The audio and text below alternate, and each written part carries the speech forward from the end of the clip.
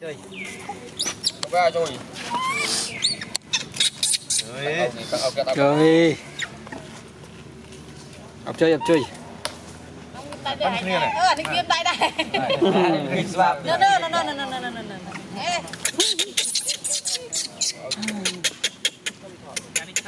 trong bác ôn tinh bán ồ tạo ổn á Cái tiêm xoa bên tiêm này các bạn. bà tạo ổn á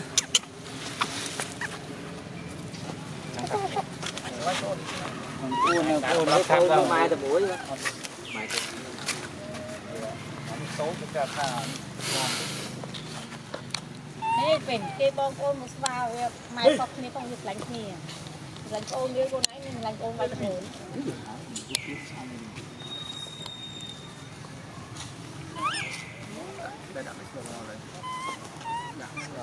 chơi hỏi chạy cho ô đi kiểu thế Hỏi chạy.